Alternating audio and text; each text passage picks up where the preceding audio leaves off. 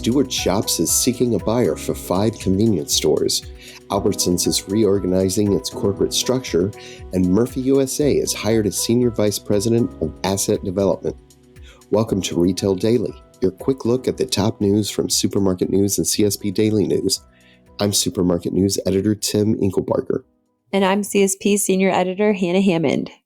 Stewart Shops is seeking a buyer for 5 convenience stores as part of an agreement with the FTC to facilitate the closing of the acquisition in December of Jolly Associates. The acquisition included 45 stores in Vermont, New York, and New Hampshire. 3 of the stores Stewart Shops is selling to alleviate potential competitive issues are Jolly stores, and 2 are Stewart Shops. Albertsons is reorganizing its corporate structure, according to a story in Boise Dev.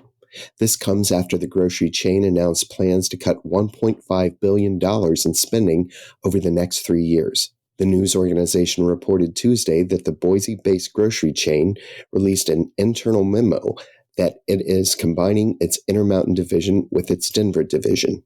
Murphy USA has hired Jim McPhail as its senior vice president of asset development.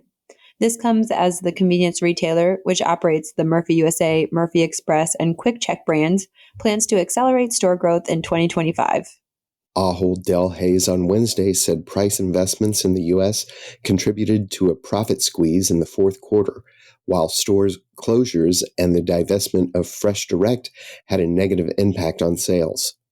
Net fourth quarter sales in its U.S. division were down 0.6% to $14.8 billion.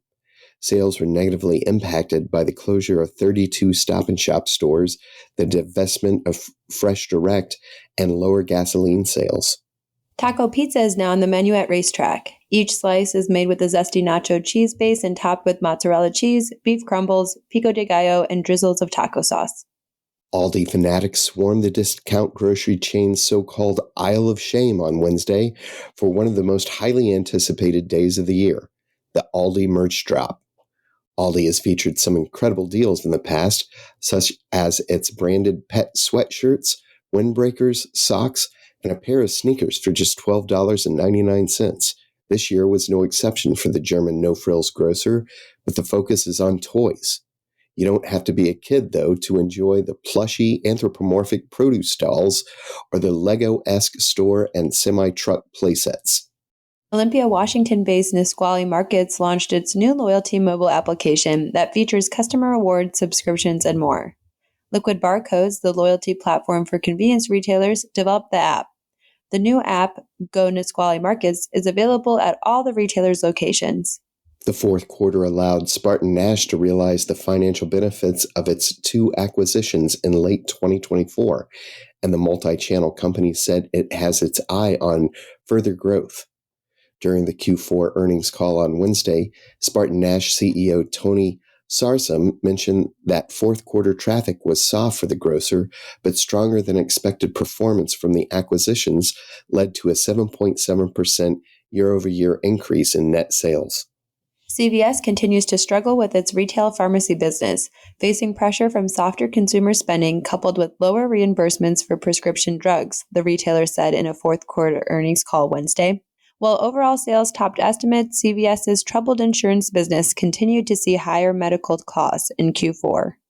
Kroger has named longtime PepsiCo financial executive David Kennerly Senior Vice President and Chief Financial Officer, filling a position that has been held on an interim basis for nearly a year. Kennerly will succeed Todd Foley, who was named interim CFO last February when the retailer announced the departure of its previous CFO, Gary Millerchip, who left to become CFO at Costco Wholesale Corp. And that'll do it for today's episode of Retail Daily. Subscribe on Apple Podcasts, Spotify, and more for your daily dose of retail news. For more on these stories, visit CSP Daily News and supermarketnews.com. I'm Tim Inkelbarger. And I'm Hannah Hammond. Have a great day.